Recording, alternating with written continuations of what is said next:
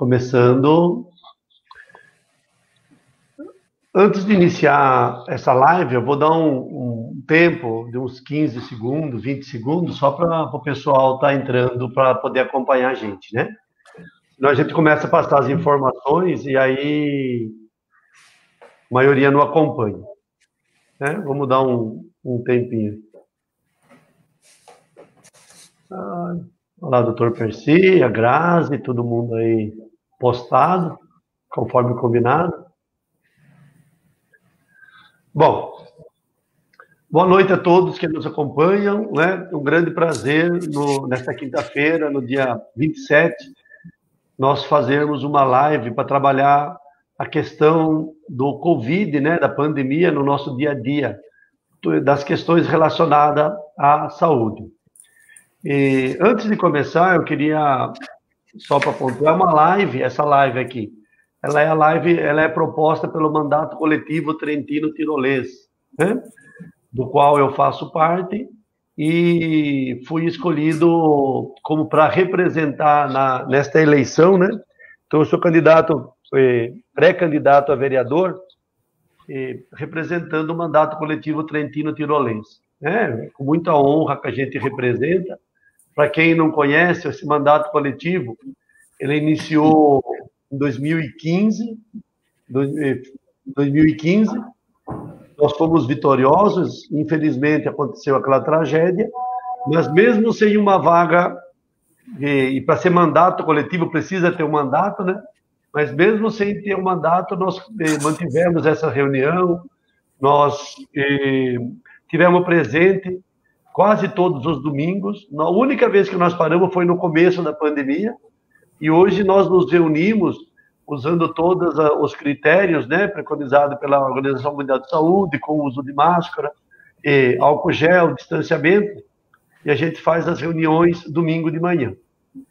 Então, queria agradecer de antemão o Dr. Percy, né, por ter disponibilizado o tempo para poder participar dessa live, a Graziella também, né, e a equipe de mídia, que a molecada que está propondo, que trabalha essas lives, a dificuldade que foi para a gente conseguir falar no órgão da saúde. O que me assustou no início, sabe? A gente tentou vários contatos e o pessoal parece que tinha medo de falar. Eu não entendi qual é o motivo. Então, é uma gratidão mesmo para vocês, né? Tanto para a Grazi como para o Dr. Percy, eles poderem colaborar com a gente aqui, né, nessa noite aqui, para falar um pouquinho sobre o Covid na área de saúde. Eu vou passar alguns dados, né, que eu levantei hoje na internet, só para alertar, porque parece que a população, eu não sei se está cansada já do isolamento, eu não sei, mas está surgindo um relaxamento, as pessoas estão andando com máscara pendurada no pescoço, às vezes estão andando sem máscara, então a gente fica assim, preocupante, né? Até porque no caso nosso aqui em Santa Olímpia, em Santana, nós já tivemos um óbito, né? Da minha tia, né? Com 87 anos, né? Ou seja, e é preocupante, né? E minha esposa trabalha no posto de saúde e nós temos vários casos confirmados, né? De positivos aqui na nossa comunidade. Alguns, inclusive, trabalhando na área de saúde e indo trabalhar, porque foram assintomáticos, né, e continuaram trabalhando, ou seja, que é o grande problema que eu vejo aqui. Né? Então, só para passar os números. Se nós pegarmos no mundo, nós temos um total de 24 milhões, em média, de pessoas contaminadas, sendo que um total de 821.900 óbitos. Como se fosse 2 populações de Piracicaba que veio a falecer por conta do Covid. Se nós pegarmos no Brasil, nós estamos falando de 3.717.000, aproximadamente, pessoas confirmadas. Nós temos 2.909.000 recuperados, né, que já saíram já fizeram o tratamento, já não tem mais, ou seja, já passou a primeira fase. Tem que ver se o seu vírus, a pessoa não recontamina, né? Que é uma coisa nova ainda, que não está claro para todo mundo. E, infelizmente, né, no Brasil nós temos um total de quase 118 mil mortos, né? Sendo que no dia de ontem, né, que foi o último levantamento que eu tenho, 1.091 óbitos no Brasil. E é impressionante como o Brasil se preocupa com lá fora e não se preocupa aqui, né? Quando a gente falava em 900 óbitos na Itália, todo mundo no Facebook pedia oração, pedia fazer o corrente para ver força positiva, para coitado dos italianos. E nós estamos há mais de 2 meses com mais de 1.000 mortes por dia e passa despercebido no Brasil, né? Então, é bastante assustador. É lógico, né? Eu não podia deixar de falar que parece que o nosso governo federal trabalha na contramão, né? Ou seja, em vez de assumir, de tomar algumas posturas, ele fica provocando aglomerações e muitas vezes sem o uso de máscara. Vindo para Piracicaba agora, nós temos 11.308 confirmados, 977 suspeitos, 14.390 descartados, 9.674 recuperados, 1.553 em tratamento, e pelo último boletim que eu vi, né, estava com 281 óbitos, né? E uma coisa que me preocupou bastante é que esses óbitos, porque a gente sempre fala que o Covid ele vinha, e principalmente em pessoas acima de 60 anos, com algumas doenças graves, né, como diabetes, problemas cardíacos. E a gente tem analisado que tem um número, quase, eu não sei se esse dado é quase 20% são pessoas abaixo dos 60, alguns jovens, né, que vêm a falecer em função do Covid. Então, nós vamos aproveitar agora a presença do Dr. Percy e da Grazi, né? O Dr. Percy, ele vai trabalhar, ele é médico, né, 36 anos que trabalha no setor público, né, ou seja, na área, na frente mesmo de trabalho do setor público. E a Grazi, ela vai passar a experiência do setor privado, né, para a gente entender essa diferença. Se tem essa diferença, como está sendo preconizado, e tentar alertar a população sobre isso, né. O doutor me perdoe, mas eu vou passar para a nossa querida Grazi aqui, né? Valorizando a mulher como sempre, né? Sempre a mulher, né? Para passar os dados de como ela está entendendo, como que está a preocupação no setor privado, nesse tratamento, nessa busca de solução para esse problema que mudou o mundo, né? Ou seja, nós estamos quase todos perdidos ainda. A gente sabe que vem muita informação e as informações que chegam, nenhuma vem com certeza. Ah, descobriu uma vacina, mas não fez teste. Ah, descobriu outra vacina, mas essa não sei o quê. Ah, depois que descobriu a vacina, precisa de 2 anos de teste. Ah, mas agora só faz 2 meses que estão testando. Então fica essa confusão na mente das pessoas e as pessoas começam a ficar meio, né, sem saber onde buscar as informações. Grazi, a palavra é sua. Obrigado por ter participado da live. Obrigada, Valdemar. É um prazer estar aqui com você, uma honra dividir esse espaço, esse tempinho nosso aqui. Agradeço, né, a oportunidade. Prazer enorme rever o Dr. Percy aqui. Então, quando você fala que na área da saúde você ficou surpreso, né, com alguns profissionais que não estavam dispostos a participar, etc., a área da saúde, ela apresenta um grande desafio. Muitos, às vezes, vêm buscar resposta nas nossas pessoas. E são respostas que a gente não tem, porque, como você disse, foi uma doença que nos pegou de surpresa, foi uma coisa muito repentina, e, assim, a gente fica meio acanhado de falar. Então, aqui, eu gostaria muito de agradecer por vocês terem lembrado de mim, mas, assim, eu não estou aqui para ensinar ninguém, muito pelo contrário, vamos ter experiência, vim aqui para aprender, para ver se eu consigo somar alguma coisinha, porque, como profissional da saúde, sempre é legal a gente apresentar um lado ou outro que a gente tem um pouquinho de experiência, né? E a doença, como todo mundo viveu, ela apareceu, a gente não estava preparado, então nós tivemos que desenvolver alguma coisa de novo, algum protocolo, nos amarrar em alguns estudos que já existiam, para começar a combater ou então diminuir a forma de contágio dessa doença. E, querendo ou não, sempre que a gente assiste uma reportagem sobre o Covid, a gente sempre vai ouvir que ele é uma doença a ser desafiada, né? Porque, por mais que a gente tente seguir certos protocolos e certas maneiras de agir, a gente está amarrado ao desenvolvimento de pesquisa nessa área. Então, diferente de uma doença que vem de lá do século passado, né, da Europa Antiga, é um vírus novo que a gente vai ter que aprender a lidar e trabalhar com ele. Na parte de cuidados mesmo, né, o que fazer? Na verdade, todo mundo já sabe que é lavar as mãos, proteger vias aéreas, que é onde o vírus é transmitido, evitar levar ele, né, com a minha mão do lugar para o outro. Mas, assim, para a gente colocar isso na cabeça das pessoas, é brigar com uma cultura que vem de tempo. Então, a gente aqui no Brasil, a gente não viveu um período total de isolamento social. A gente era orientado a ficar em casa, né, mas não existiam barreiras que nos obrigassem a ficar. Então, não tinha aquela punição.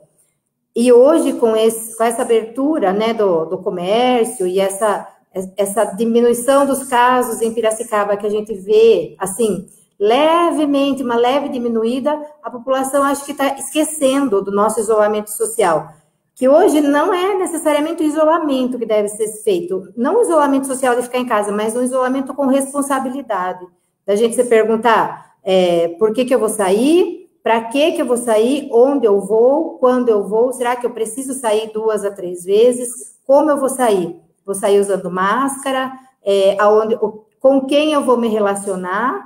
Com quais pessoas eu vou estar? E a hora que eu voltar, como que vai ser na minha casa? Né? Então, assim, a gente sempre lembrar, hoje a gente tem que ser muito responsável para o que a gente vai trazer na nossa casa. Então, se eu estou na área externa, se eu estou num ambiente mais exposto, né, como a gente que trabalha na área da saúde, que, na verdade, não estou falando que são locais contaminados, mas que a gente sabe que o vírus pode estar, né, a probabilidade dele estar no hospital, no posto de saúde, é maior do que estar fora, porque lá a gente está tratando as pessoas que estão com alguns sintomas. Então, assim, se eu estou lá, como eu vou voltar em casa? Eu vou ter aquela consciência que eu vou chegar, eu vou tirar os meus utensílios, os meus acessórios, eu vou deixar meu sapato na área externa, eu vou lavar minha roupa separada da minha família, né? O que eu quero trazer para minha família? E, assim, não só em ambiente de risco, mas eu vou dar uma volta no shopping, eu vou frequentar uma praça, né? Vá consciente, vá usando máscara, não se exponha excessivamente, não fique muito tempo em aglomeração, porque hoje, qualquer lugar que você vá, você vai encontrar mais de 6, 7 pessoas. Então, já se trata de uma certa aglomeração, porque eu não sei de onde cada pessoa está vindo e como está cada pessoa. Se a gente colocar esse tipo de responsabilidade na nossa cabeça e o que a gente quer levar para a nossa família, a gente vai ficar consciente que os cuidados, eles têm que ser mantidos. Mas então ninguém mais vai sair de casa. Não, não é isso. Eu preciso sair de casa, porque eu preciso comprar algo, ou fazer algo, ou pagar uma conta, ou ir ao médico. Mas o que eu vou fazer lá? Então, eu fiz o que eu tenho que fazer, vou voltar, vou tirar minha roupa, vamos lavar ela separado da outra quantidade de roupa, né? Porque não é chovendo molhado, mas é nisso que nós vamos evitar uma transmissão. E uma transmissão que não deixou de existir. Ela apenas diminuiu, assim, discretamente, mas nós ainda temos pacientes hospitalizados, pacientes graves, pacientes em UTIs, e graças a Deus aqui nós só tivemos um caso que foi fatal, porém a gente tem várias pessoas jovens, né, uma população economicamente ativa contaminada, que teve que deixar o seu trabalho, que teve que permanecer na sua casa isolado, e querendo ou não, é uma parcela importante da população que está ali se esquivando das atividades. Então, assim, esses cuidados, o que eu vou trazer para minha casa, para que eu vou sair, a gente vai ter que levar por um bom tempo. Porque ainda a gente não tem uma solução. Tipo, você está apresentando sintomas, tome isso e pronto, resolvi. Não é uma mágica, né? Não é assim, um estalar de dedos que nós vamos resolver. Então, nós ainda estamos desmembrando esse lado. E a gente só vai se tocar da gravidade da doença quando a gente realmente vê alguém próximo a nós contaminado ou passando pelos sintomas. É muito triste, por exemplo, eu ver um amigo meu ativo, uma pessoa que eu trabalhei, né? Tá, ele vai estar exposto, ele vai estar apresentando sintomas, ele vai estar contaminado, aí, como que nós vamos resolver isso? Ele vai ser tratado, tal. Como eu vou devolver ele para a sociedade, né? Não porque ele entrou de uma certa forma, quais serão as consequências desse restabelecimento? Então, assim, ele vai voltar com déficit motor, ele vai ter uma limitação de movimento, né? Então, essas coisas, esse tipo de consequências que a gente não se depara no dia a dia, mas que tem pessoas que passam por isso, é uma situação importante da gente pensar. Então, não é aquela pessoa que entra andando dentro do hospital que eu vou devolver para a sociedade andando. Então, tem várias gravidades que assim, é muito delicado da gente cuidar. Então, né, o recado assim que a gente deixa como profissional que nós estamos vivendo. Tem as pessoas que saem bem, lógico, né? Tem aquele que sai totalmente restabelecido, curado, eu vou devolver ele tranquilo para a sociedade. Mas tem aqueles casos isolados que ele volta com consequência. Então, essa é a nossa preocupação. E pessoas jovens, né? 30, 40, né? Para não dizer aqueles que foram a óbito. Então, assim, a doença existe, ela está aqui, ela vai ser um desafio para todo mundo. Sempre nos perguntar, preciso mesmo sair? É a hora, né? O que eu vou fazer lá? Por que eu vou? Então, assim, é um isolamento social com responsabilidade que a gente vai ter que trabalhar daqui para frente, até futuramente o desenvolvimento de uma vacina e fora, assim, passando por problemas políticos, partidários, sociais, econômicos, essa vacina chega até nós.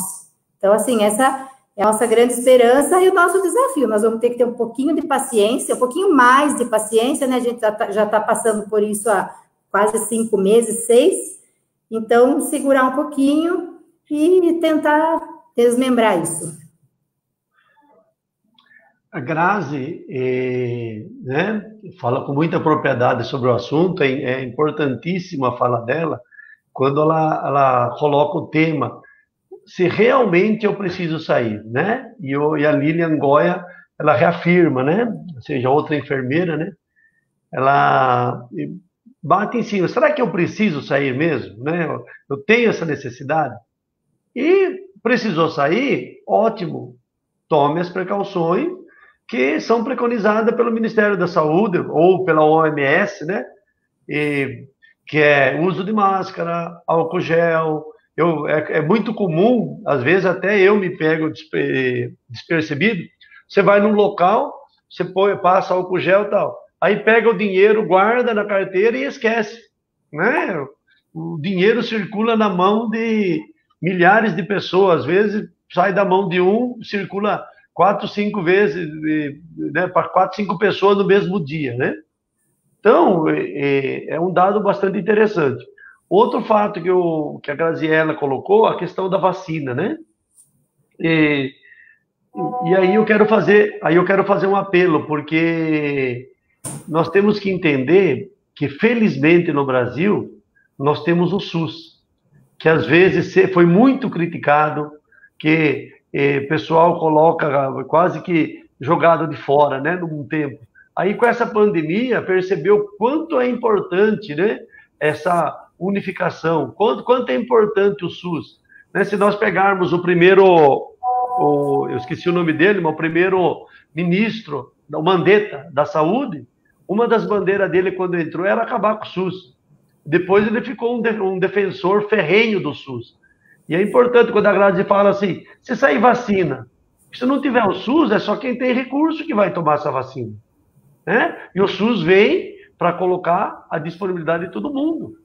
Então, essa importância do SUS aí, quando se coloca na questão da produção de vacina, quando vai chegar, para quem vai chegar.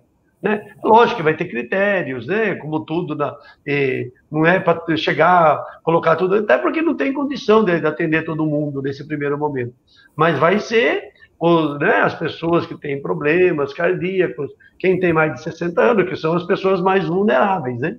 E aí depois, como faz em outras vacinas, da H1N1, vai liberando para profissional de saúde, vai liberando para o povo aí, até fechar, né, o ciclo, e a gente ter um controle um pouco melhor sobre essa doença.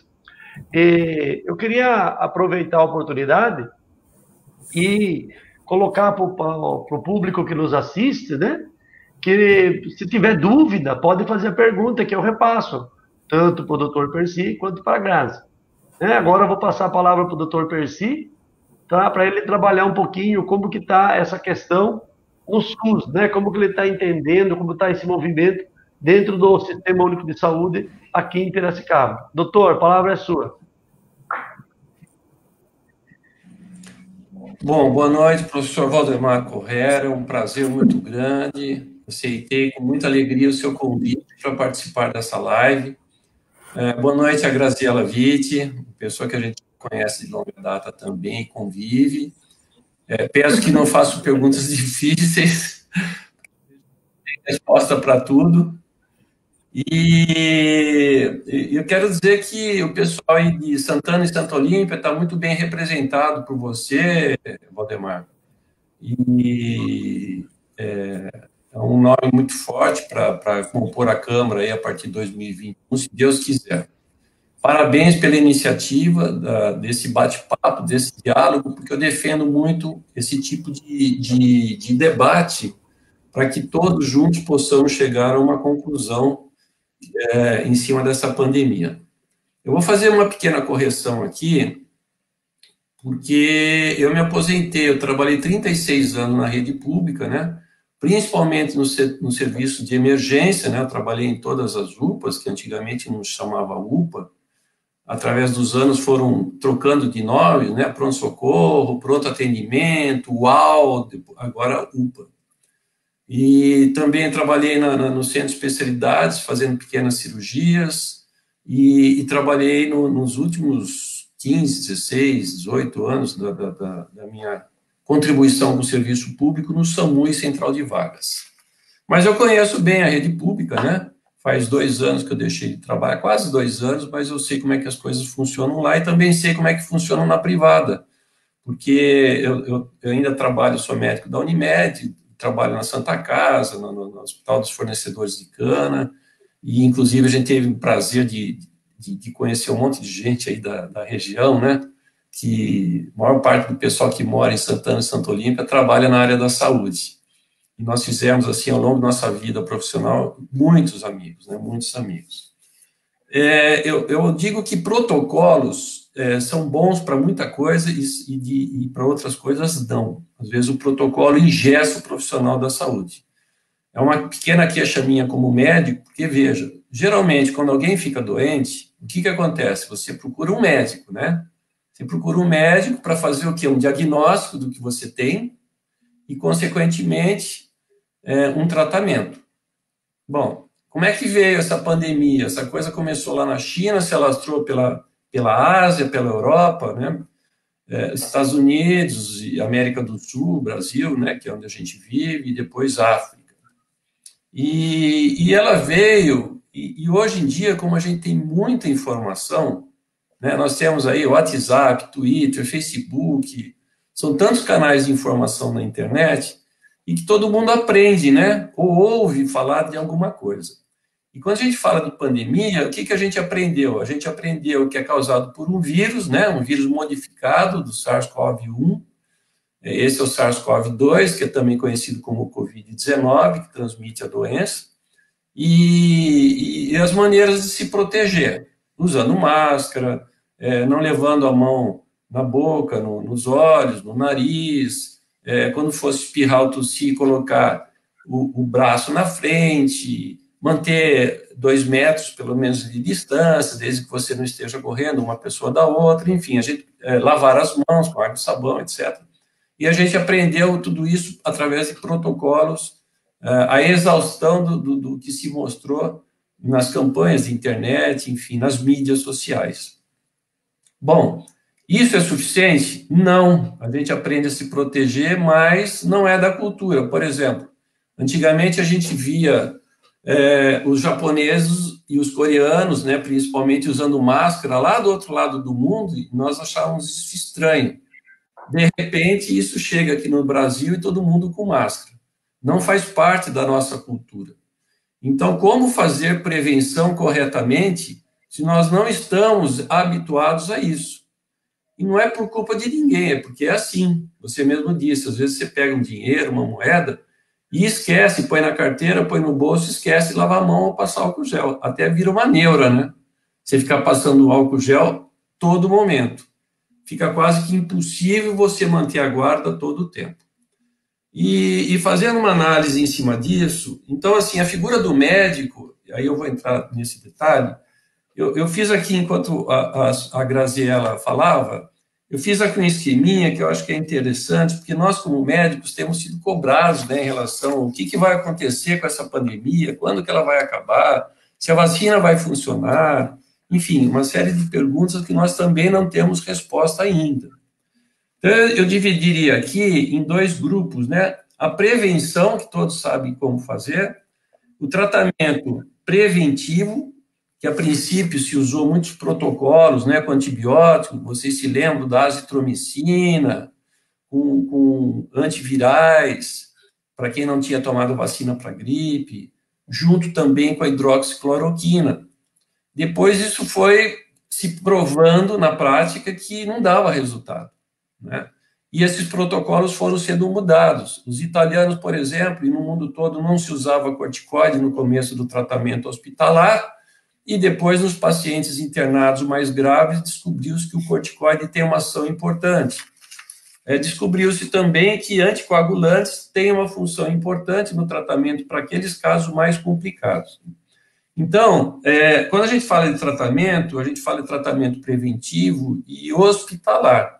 Tratamento preventivo com hidroxicloroquina, com ivermectina e com outras drogas, né, que se fala muito, vitamina D e por aí vai, não tem nada cientificamente comprovado. E por isso que existe esse debate. Nós, seres humanos, como temos medo da morte, é óbvio, né? E isso, quando chegou para a gente, chegou assim, causando um pânico enorme. Hoje, 6 meses depois, eu acho que nós já estamos um pouco mais habituados, né? Perdemos um pouco do medo e, consequentemente, baixamos um pouco a guarda, né? No que se refere à proteção, né? De cada um. E por fim, falar da vacina. Então, esse é o lado médico, né? A prevenção, o diagnóstico, o tratamento e a vacina. Do outro lado, o grande debate do outro lado, o trabalho e a vida social. Ou seja, o que aconteceu? Nós perdemos a nossa vida social.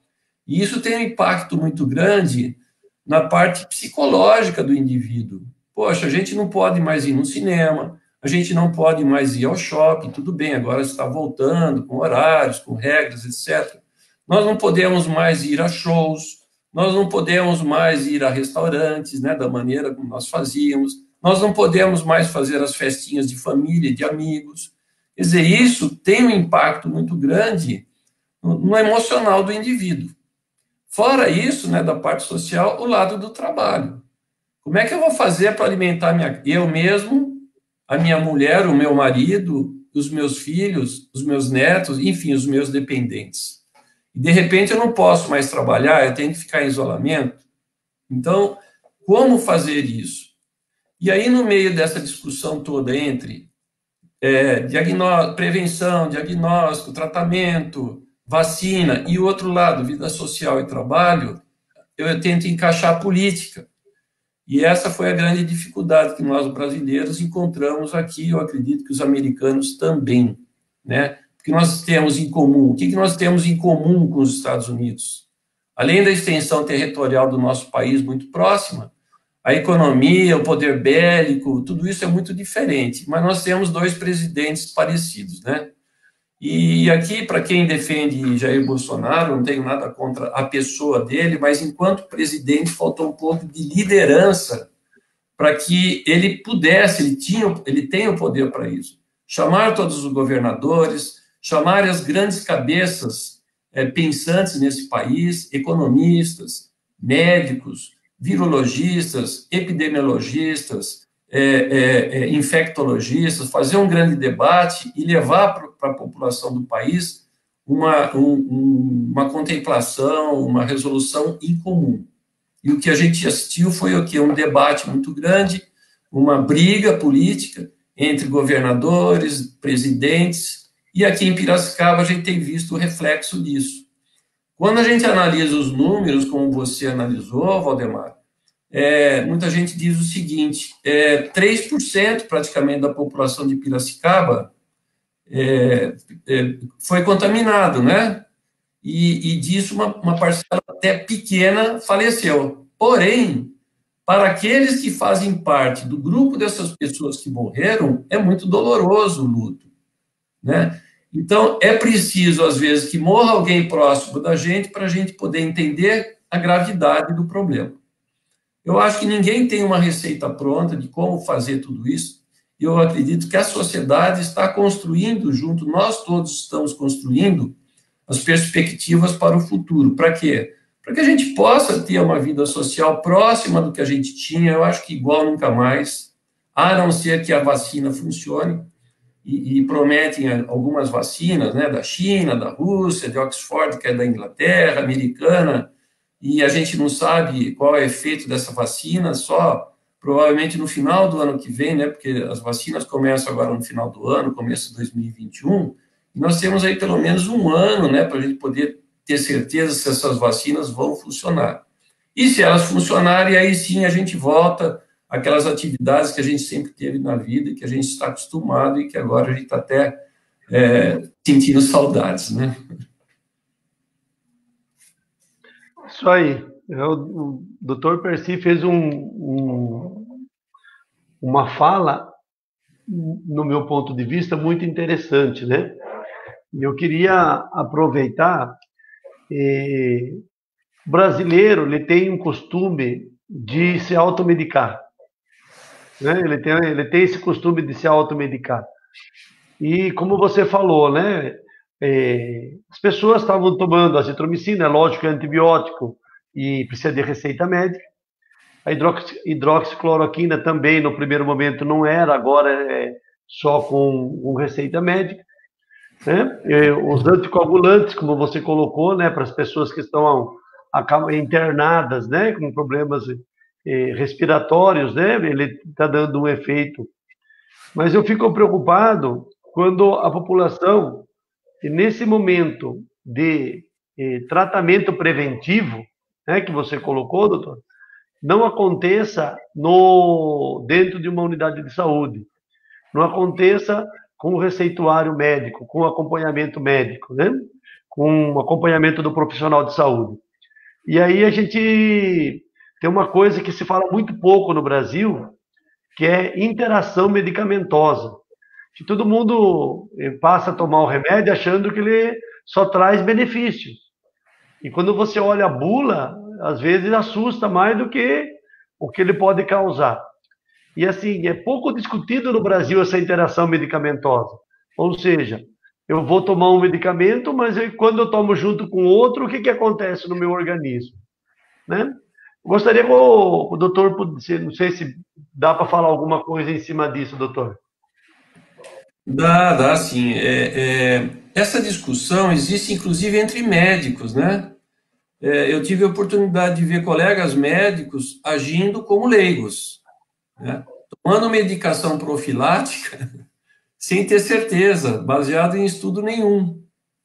Por exemplo, a hidroxicloroquina, que foi e é ainda muito debatida, ela é muito usada na malária e é muito usada também em algumas doenças autoimunes. Já há muitos anos isso é usado, mas com doses certas, com muito estudo, tal, etc. Porém, para o coronavírus, né, para o Covid, foi fruto, assim, de pesquisa, né? As pessoas começo a tomar aquilo que encontro pela frente. Se alguém falar, olha, tome chumbinho, vai ser bom, provavelmente pode curar matar o coronavírus, mas provavelmente vai te matar também, né? Não é só a interação medicamentosa, é tomar medicamento. Eu não é defender a minha classe, não, porque a minha classe médica também tinha muita gente tomando hidroxicloroquina sem evidência científica nenhuma, né? Então, aqui eu estou falando da população como um todo e da classe médica também, né? Que toma medicação, assim, baseado no achismo, né? Procura um médico seu, conversa a respeito. Eu tenho que ter certeza, lá na Unimed, a Graziela está aí, ela pode dizer, quando se estava prescrevendo a hidroxicloroquina, né, como preventivo, geralmente o paciente fazia um eletrocardiograma para detectar se tinha ou não uma arritmia cardíaca, que é uma das grandes contraindicações do uso da hidroxicloroquina, porque ela pode realmente causar uma parada cardíaca, dependendo da dose, né? E aí a pessoa toma, sem orientação médica, às vezes toma uma dose aumentada, né?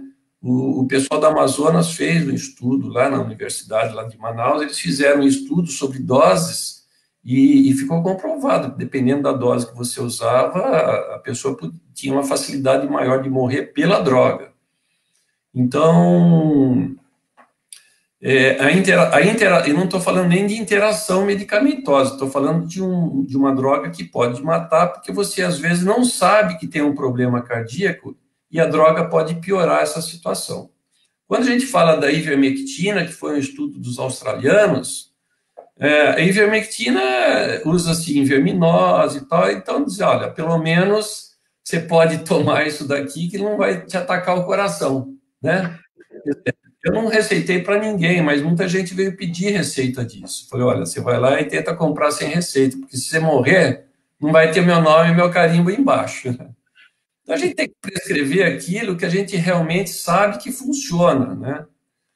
Então, é uma coisa que parece que agora as coisas estão um pouquinho mais assentadas, acho que a população já entendeu um pouquinho mais sobre isso, e eu acredito, não sei, não tenho números, né, para afirmar que talvez a população esteja se automedicando um pouco menos, até por cobrança dos poderes, né, do poder público, tal, através de uso de receita, etc., que já deveria ter sido feito há muito tempo. É isso aí. Grazi, né, a gente aproveitando a oportunidade de você trabalhar no setor privado, né, como que está sendo o procedimento no setor privado? Porque, assim, no setor público, né, como conselheiro municipal, depois eu vou passar a palavra para o doutor Persig, ele não está trabalhando mais, mas ele tem muita experiência nisso, né? Eu vou fazer alguns questionamentos que eu acho que poderia estar melhor no caso da saúde, do modo geral em Piracicaba, principalmente nesse combate do Covid. Como que, no setor privado, aí a experiência sua, como que está funcionando, e como que chega o atendimento, como que funciona? Passe um pouco para nós essa experiência sua, Grazi. A gente pode até demonstrar que teve uma certa similaridade, né, com o que aconteceu na área privada e também na área pública. A gente teve a instituição das sendas, né? Então, qual foi o intuito das sendas? Vários hospitais que se adaptaram para designar alguns espaços específicos isolados para executar o atendimento para as pessoas que estavam com alguns sintomas da suspeita da doença. Então, assim, foi maravilhoso poder participar e absorver um pouquinho desse processo para ver o investimento, o carinho e a dedicação das pessoas na hora de se montar essa estrutura, né? Então, eu acredito que tanto na área pública quanto na privada foi feito grande investimento. A gente viu, assim, instalações de ambulatórios em áreas externas dos hospitais, criação de equipes, né, fortificação, realização de escalas para a gente ter uma equipe formada e treinada para esse tipo de atendimento. Então, você saber identificar o que é um sintoma de COVID, ou então o que é um sintoma de um tromboembolismo, ou então o que é um sintoma de um AVC, você saber diferenciar certas doenças para encaminhar o paciente, então teve que ter uma grande dedicação dos profissionais de frente, da linha de frente. Foi muito interessante de ver toda essa criação, a equipe de enfermagem, a equipe administrativa, a área médica se dedicando e praticamente que se voluntariando para ir trabalhar nesses lugares, porque, de certa forma, no começo todo mundo tinha medo, né? Ninguém queria se expor. Mas aí teve aquela equipe que abraçou a causa, que fez valer a pena. No entanto, no hospital que eu trabalho, a gente teve até que ampliar esse espaço, né? Não por ter aumentado muito a taxa do paciente, mas porque a gente precisava de um espaço melhorado, assim, para a turma trabalhar, para a equipe se organizar lá dentro. E aí a gente se deparou muito com essa questão da automedicação. Então, o paciente já chegava, ele já estava automedicado, e aí a gente trabalha com uma ferramenta interna no hospital, que eu acredito que já em outras instituições também já existe, que é a conciliação medicamentosa.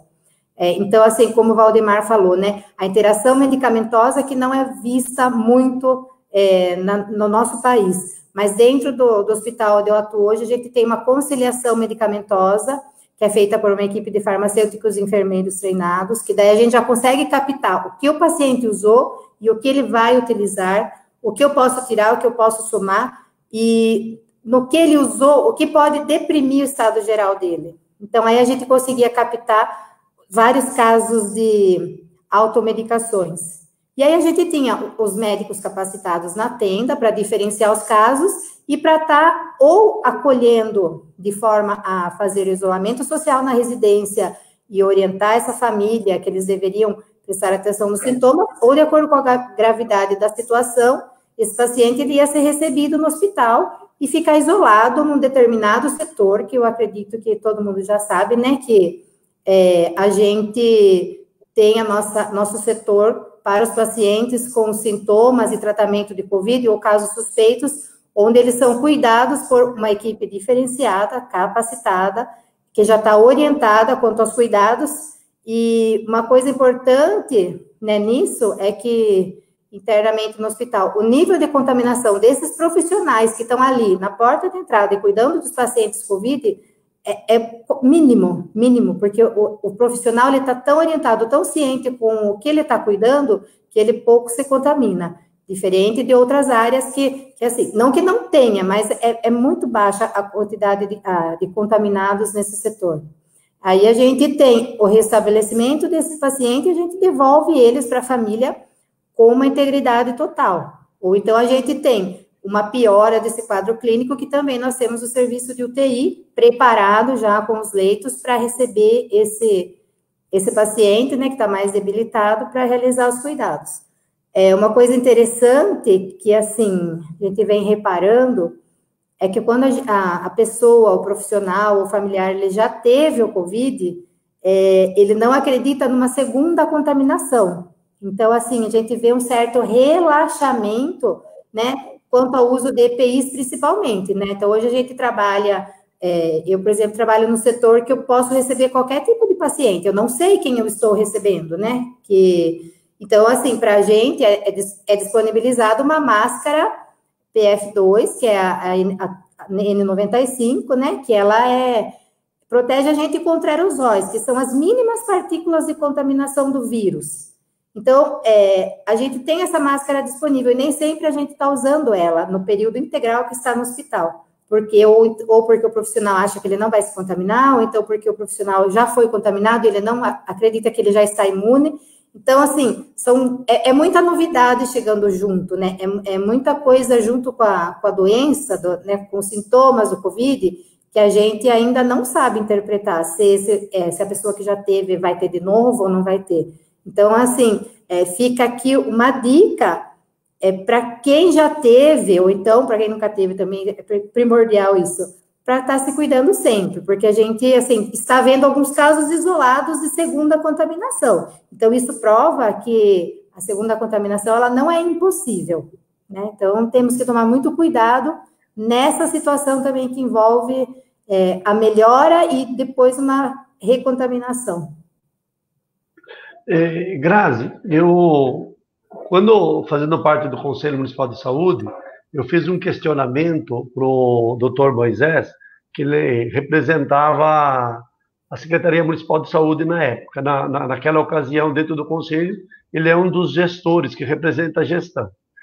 E uma dificuldade que tinha na tenda do Piracicamirim é que a pessoa chega lá, ela tem os sintomas e ela quer o exame. Ela quer saber se ela tem ou não o vírus, né?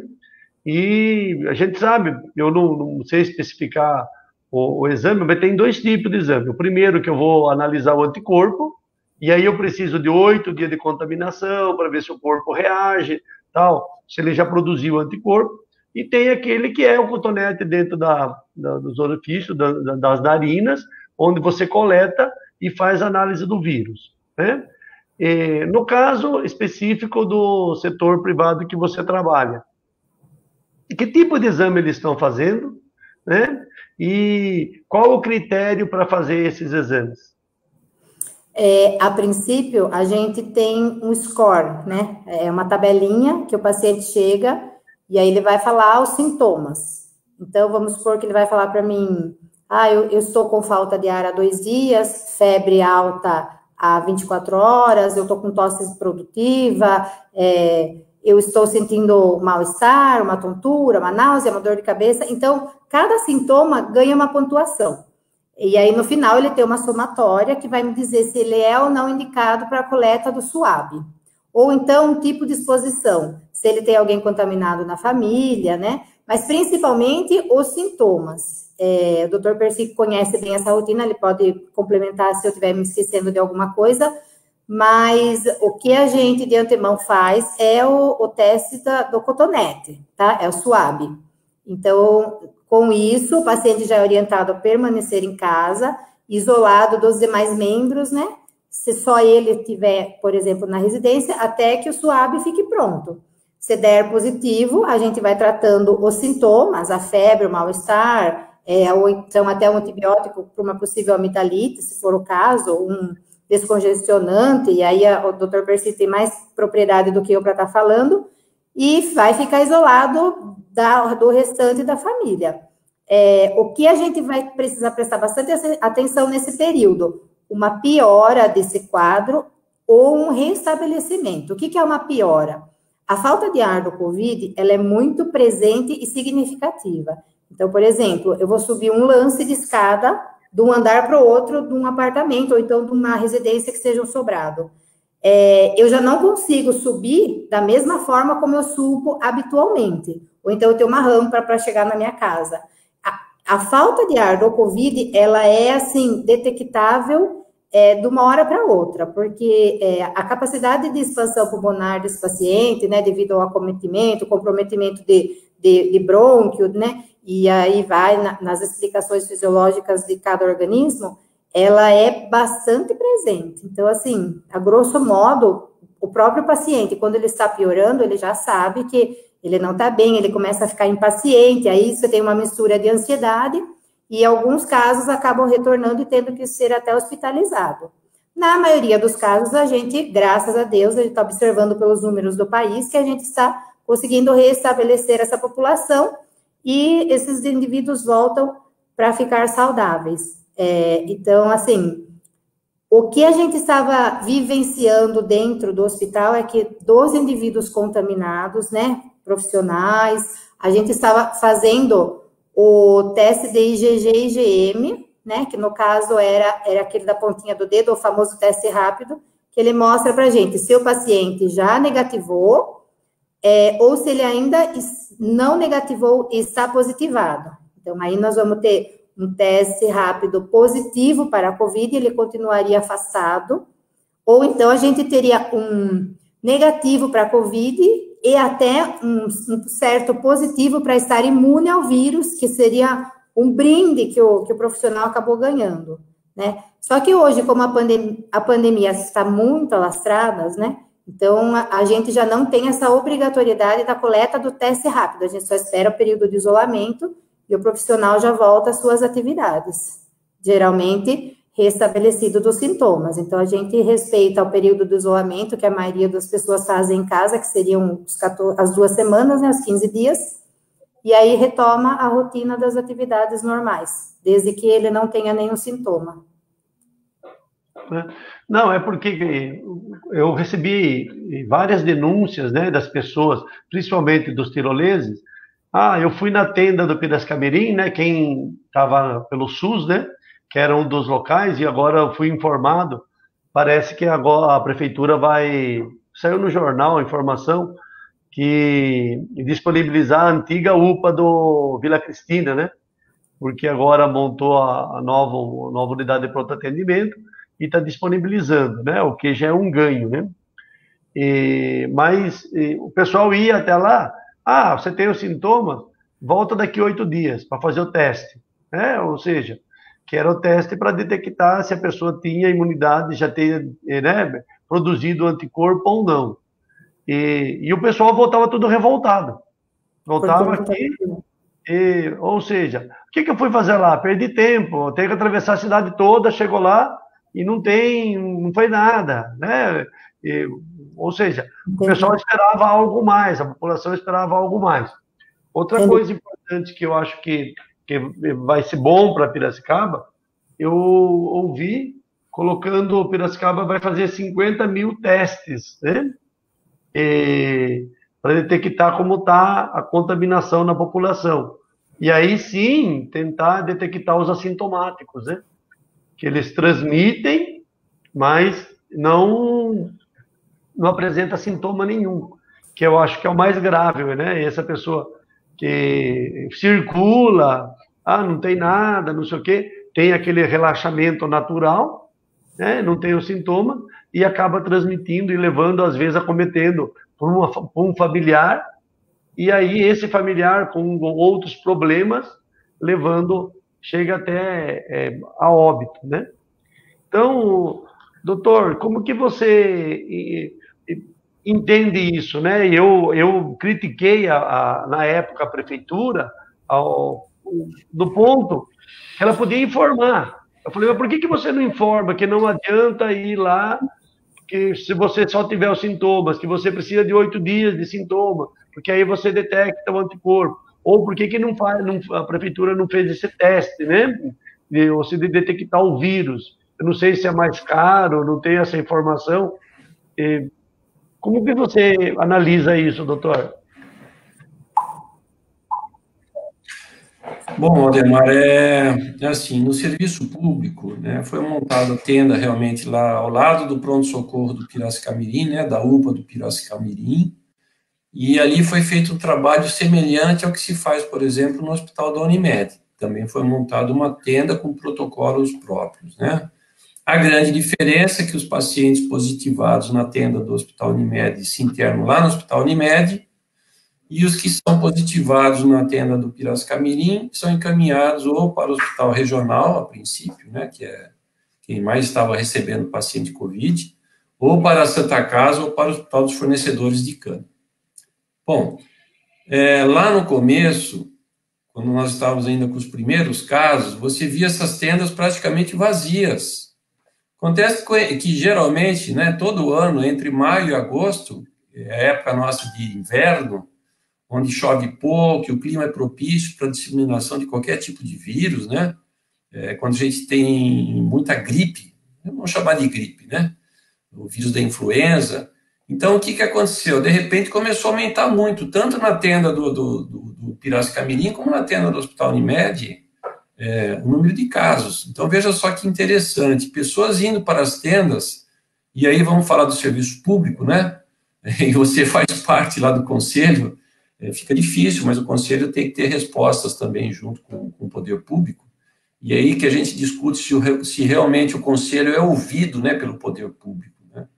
Então, quando começou a aumentar muito o número de casos de gripe, entre aspas, né, na frente das tendas está lá, atendimento com uma seta, atendimento para os casos com gripe. Bom, eu não sei se eu estou com Covid, se eu estou com gripe, se eu estou com dengue, se eu estou com outro tipo de vírus qualquer, né? Que isso tudo pode acontecer nessa época, principalmente do ano. Então, casos de gripe, é feita uma triagem, isso é semelhante nas duas tendas.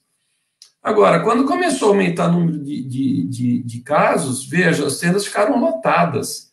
Então, ali se misturou, mesmo com o uso de máscara, pessoas que não tinham Covid, mas que estavam ali junto com pessoas que iam testar e fazer o Covid. Então, o primeiro grande problema que a cidade teve foi a falta de testes.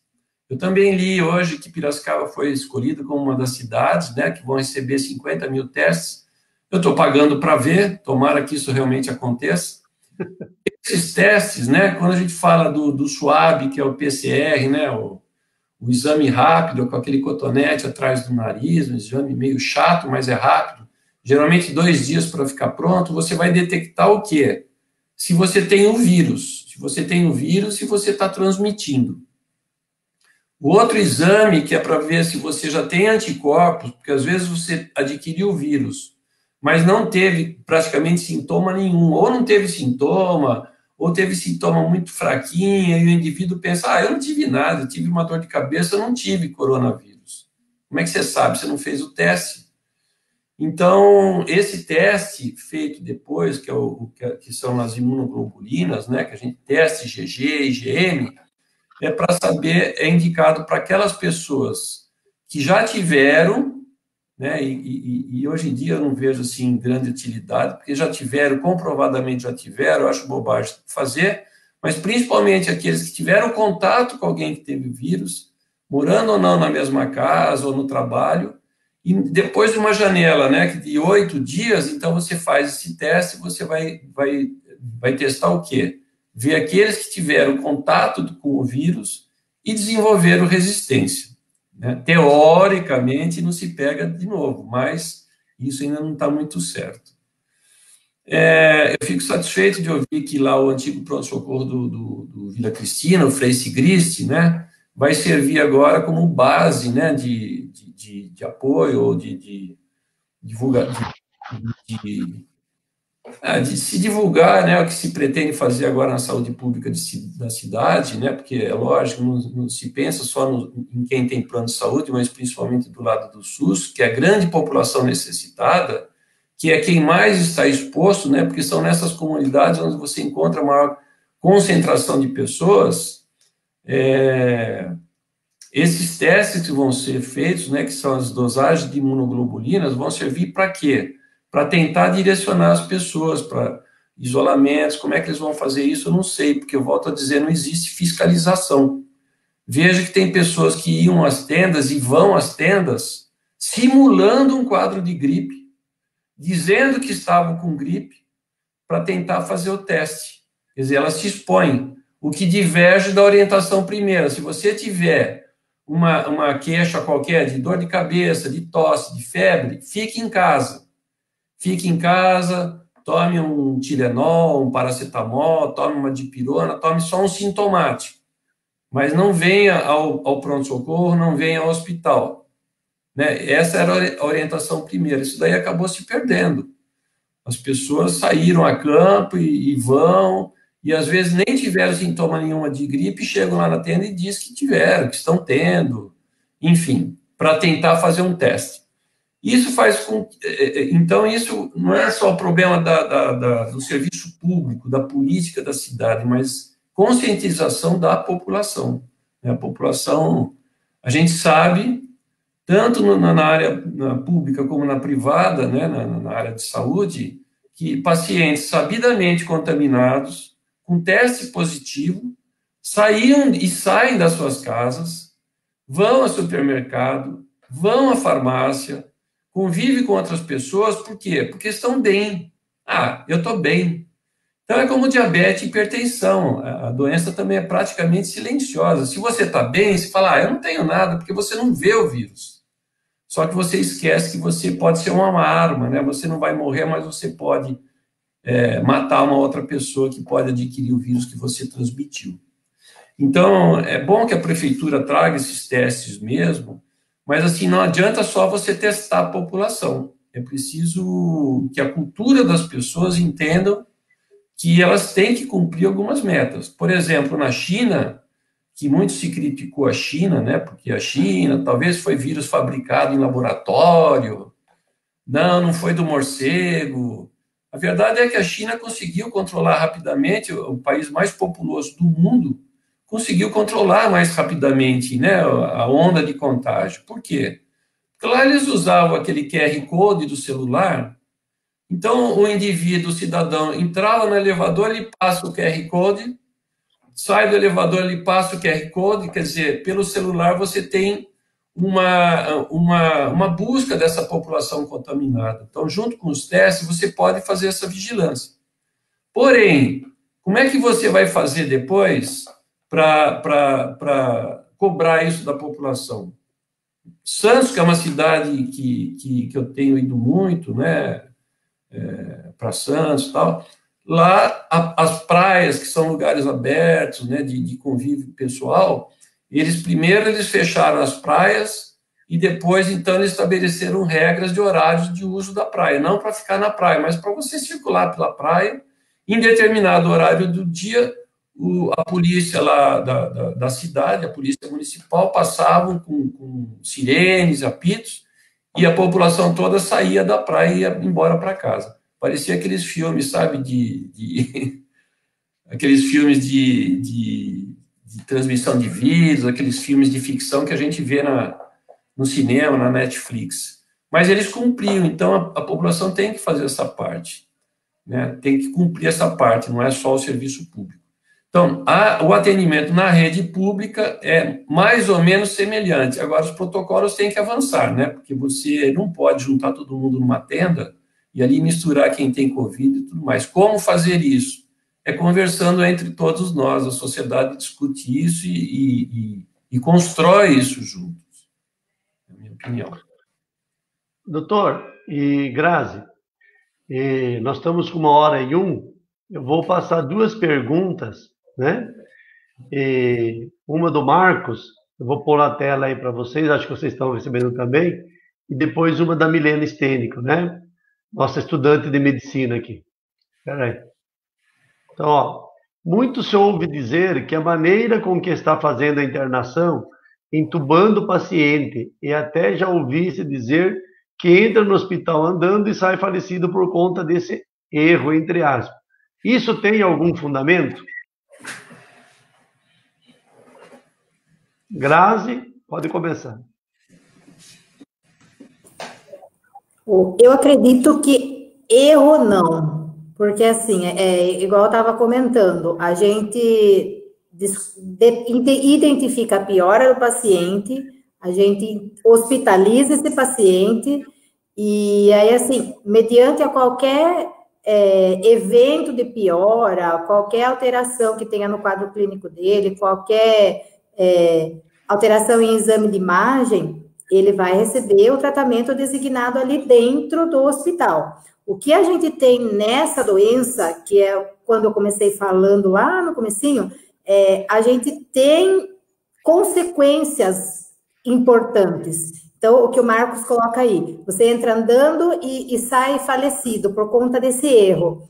Acredito que talvez esse erro que ele queira colocar aí seria uma protelação da internação, um atraso na internação. Mas daí a gente evita expor o mínimo possível esse paciente, porque se ele tiver condições de uma recuperação domiciliar, seria o ideal, e principalmente se ele vem acompanhado de alguma comorbidade, uma hipertensão, uma diabetes, um tratamento oncológico. Então, assim, quando ele está com Covid, a imunidade dele está lá embaixo, assim, está diminuída ao extremo, e, com certeza, ele vai ter que ser hospitalizado no ambiente de UTI, né, numa unidade de terapia intensiva. Com essa consequência, aí nós vamos ter o procedimento de intubação, de fornecimento de drogas vasoativas para funcionamento do coração, vamos tentar estabilizar o quadro respiratório.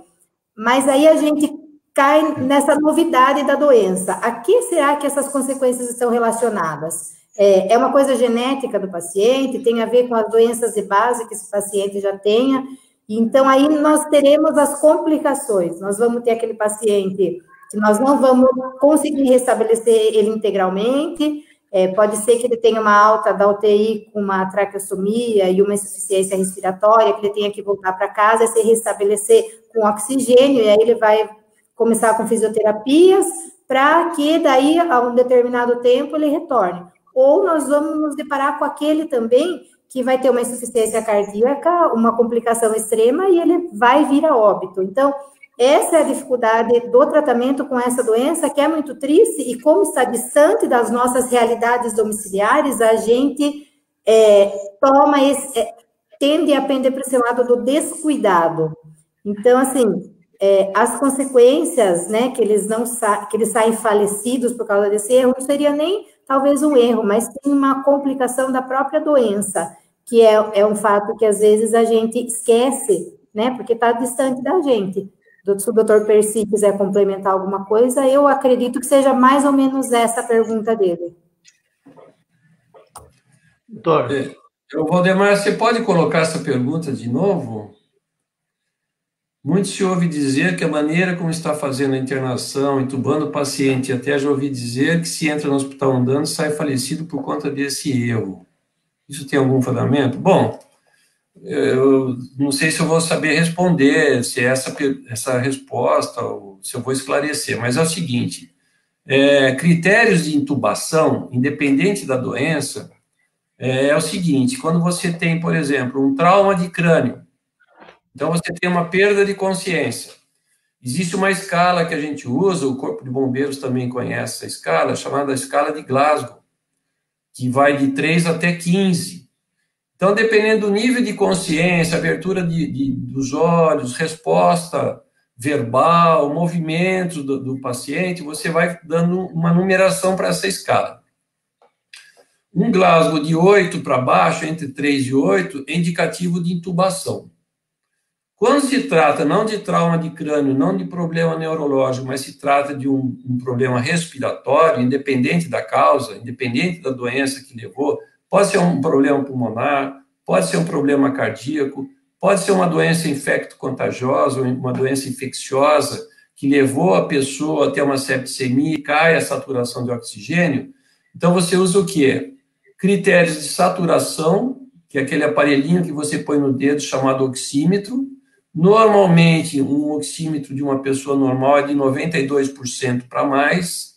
Quando você começa a cair, e se você tem, no caso específico do COVID, alguém já com diagnóstico de COVID, com uma tomografia de pulmão, mostrando que ele tem imagem de uma pneumonia que a gente chama de imagem em vidro fosco, uma porcentagem desse pulmão contaminado, e com essa oximetria, essa saturação baixa, né, abaixo de 90%, e com sofrimento, que é a parte clínica que é importante também, o sofrimento respiratório que a pessoa tem, é indicativo de intubar.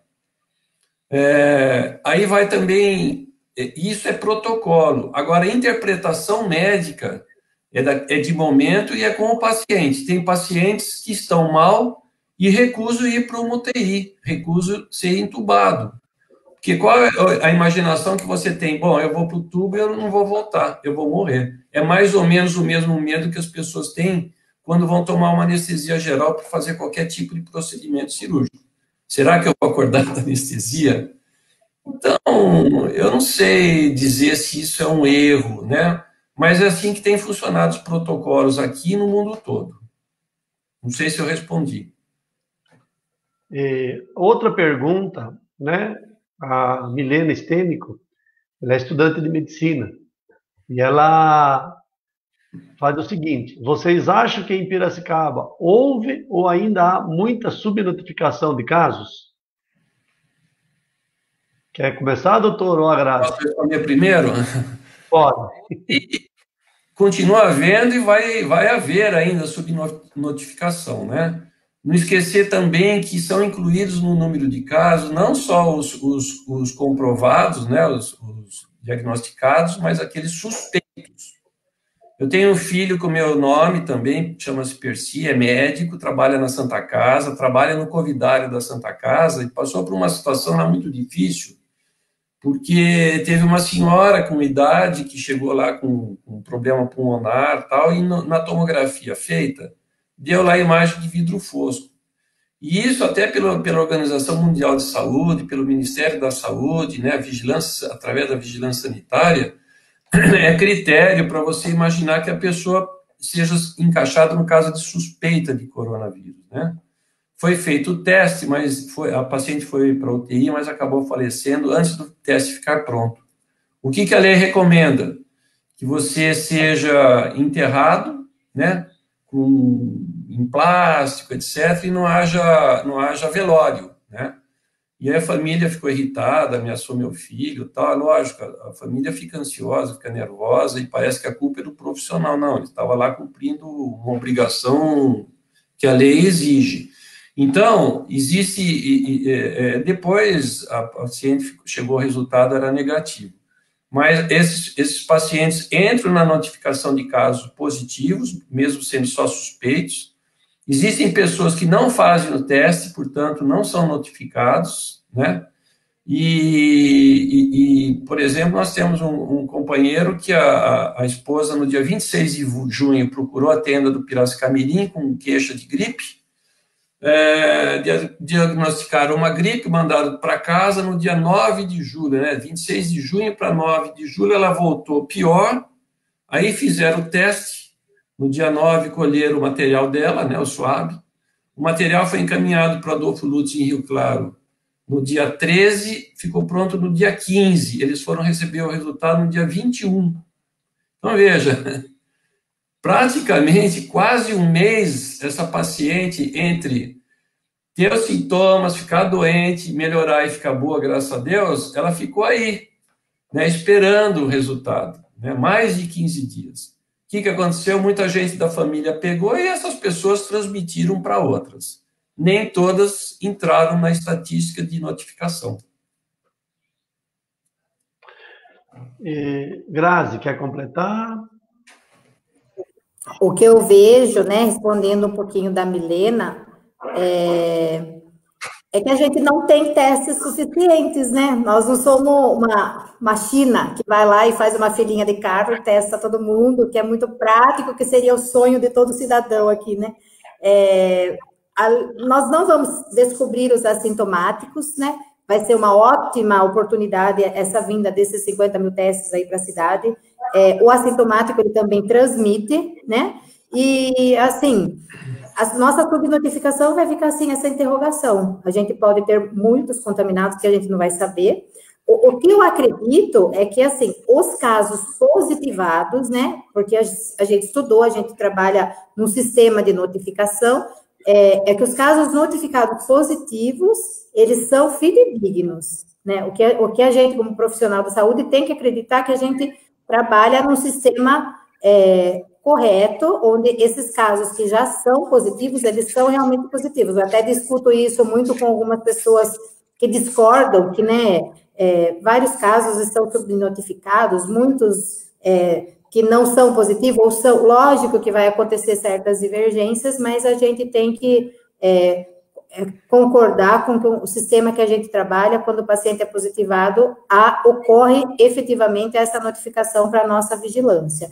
Então, assim, pensando a nível de município, nós estamos bem fortificados e fortalecidos nessa notificação dos casos positivos. Eu vou fazer a última pergunta do José Maria Machado de Lima, né? Ele coloca o seguinte: estamos numa estabilidade, mas num patamar alto. Dependeu de alguma ação ou falta dela?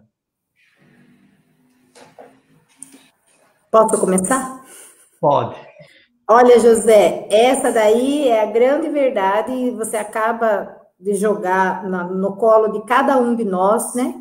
Que dependeu de alguma ação ou falta dela. Eu acho que a ação, além do nosso poder político parlamentar e poder tomar a frente, a ação principal está na nossa mão. Porque, assim, se eu começar hoje a agir com irresponsabilidade,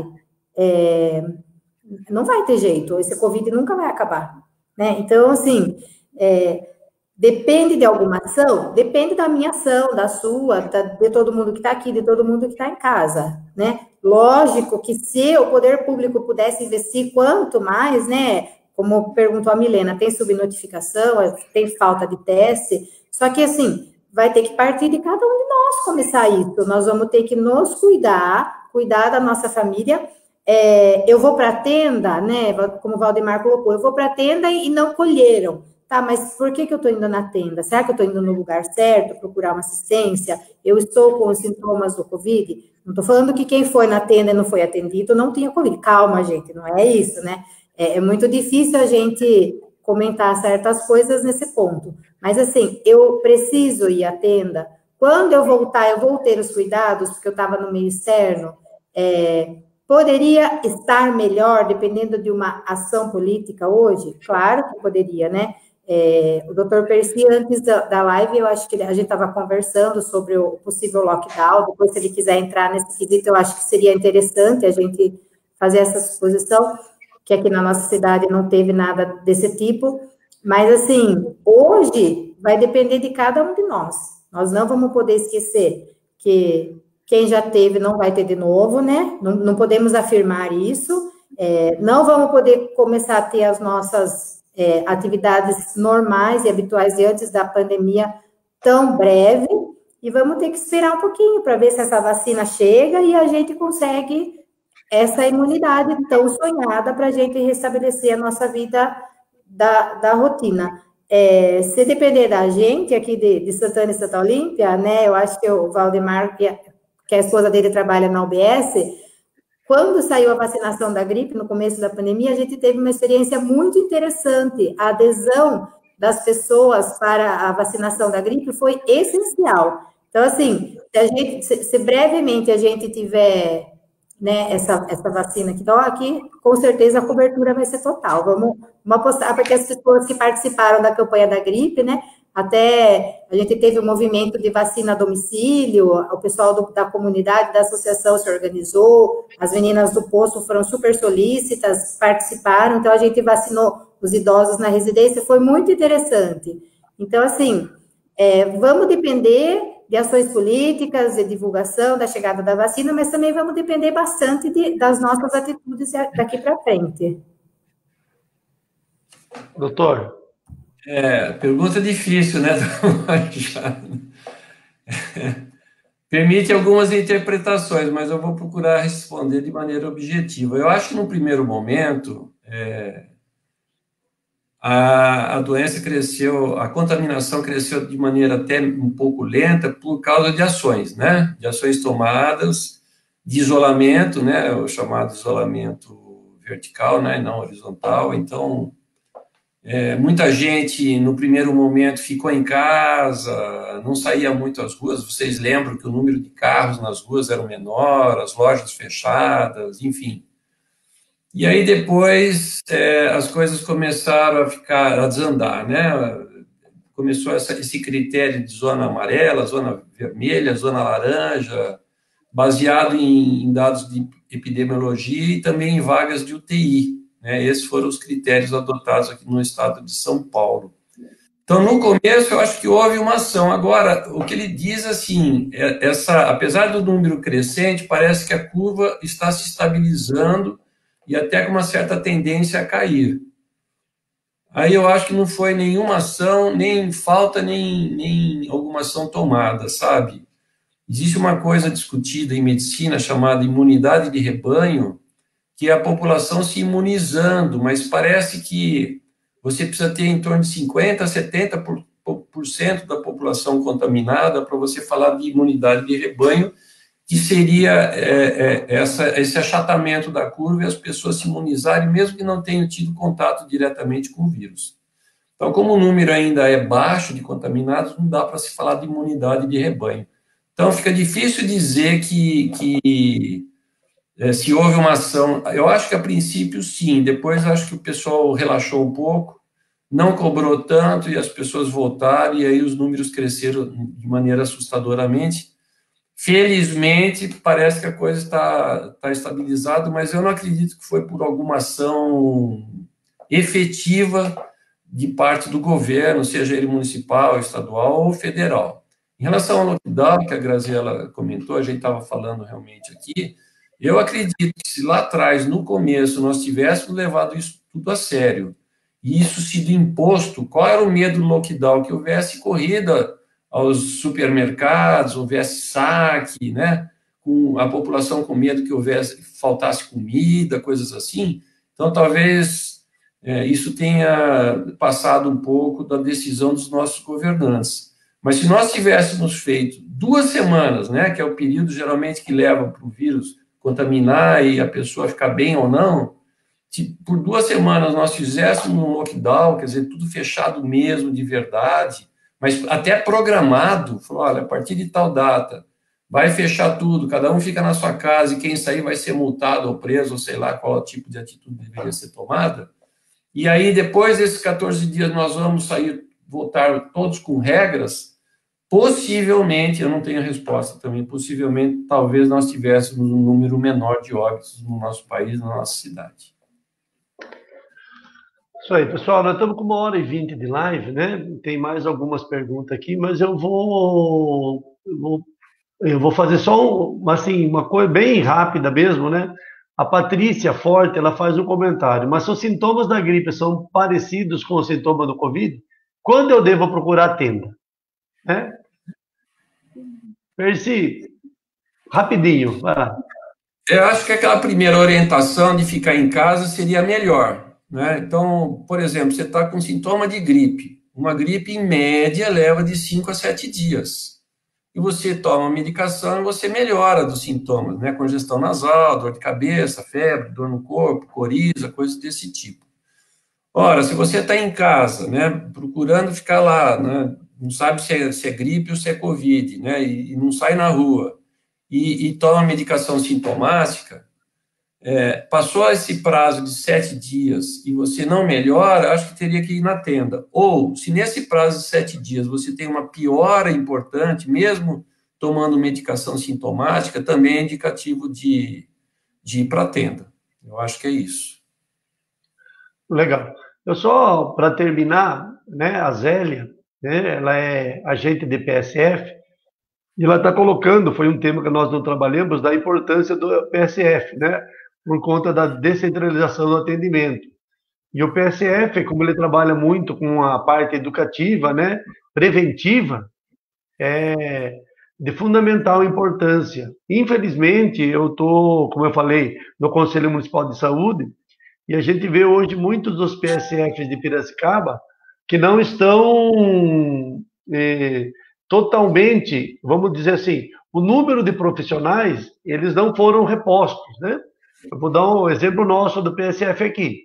Primeiro que foi 4 agentes, né? No meu modo de entender, precisaria no mínimo 5, de 5 a 6 para fazer um atendimento adequado. Dos 4, nós tínhamos uma que estava afastada e voltou. E uma que pediu a conta e não foi substituída. E o que a gente percebe na cidade como um todo está assim. Seu trabalho que seria preventivo, ele saiu. Ou seja, ele deixa de ser preventivo. E aí, às vezes, a pessoa fica com 1 ou 2 funcionários e como não tem mais atendente, o PSF vê que faz a parte dele de atividade educativa, acaba ficando no balcão, no atendimento do balcão. Então, acho que essa é um dado importante. Né? As outras pessoas que participaram da live, né? Eu queria colocar só a Tarsila, né? Que show, quantas informações.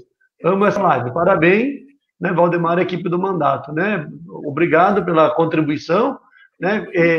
Eu queria já ir finalizando, né, a live, porque 1h23 também o pessoal já vai ficando cansado, né?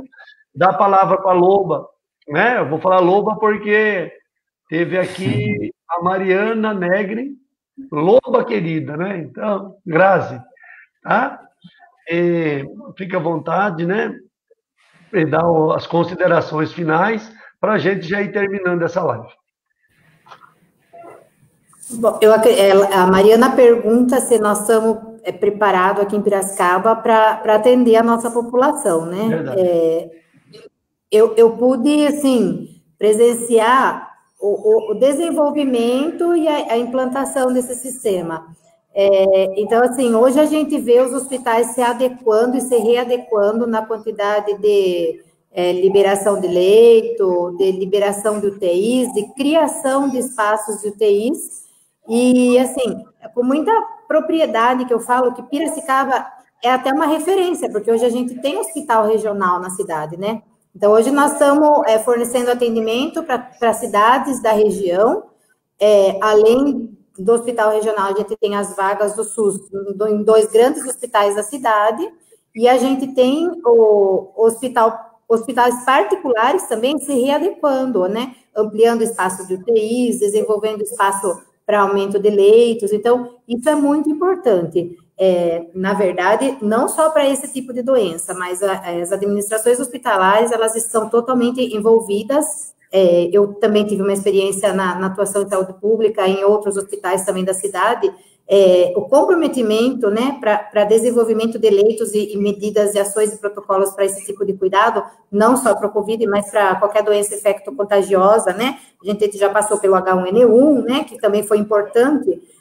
Então, bastante, assim, bastante gratificante de se ver que o sistema nosso funciona. Então, assim, Piracicaba está, assim, de parabéns nesse conceito e quesito de saúde.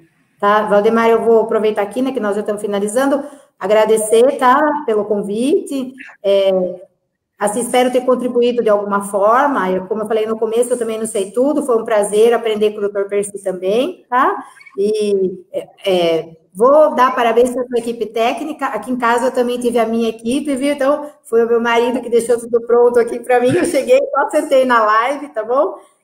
Então, gente, foi um prazer, espero que vocês tenham gostado e que a gente tenha aprendido um pouquinho de coisa nova, todos juntos, tá? Boa noite. Obrigado, Grazi. Doutor, considerações finais aí.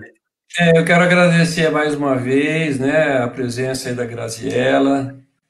Você não aprendeu nada comigo, porque eu também estou aprendendo um monte de coisa. Eu acho que um está ensinando o outro, que a sociedade precisa participar em conjunto. É assim que a gente vai sair dessa crise. Parabéns, professor Valdemar, né, pela live. É importante levar essa discussão, né? Eu gostei da ideia lá do PSF, acho que realmente é uma ideia importante. Ele já tem, assim, tantas atribuições, né? E envolver esse pessoal todo, já tem gente envolvida nisso, na verdade, né? Principalmente no pós-tratamento, né? Que eu acho que é importante o papel deles. Então, parabéns a todos vocês, a vocês que moram aí em Santana, Santo Olímpio, e não só a vocês aí, mas a cidade toda que ganha muito com esse tipo de discussão. Muito obrigado de novo pelo convite. Eu queria, finalizando, agradecendo a Grazi, né? Grazi, muito obrigado mesmo lá de coração, foi muito legal.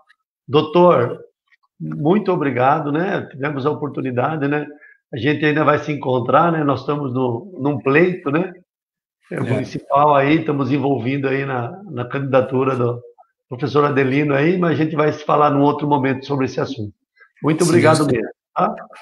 Vou finalizar a live aqui e a gente se despede aqui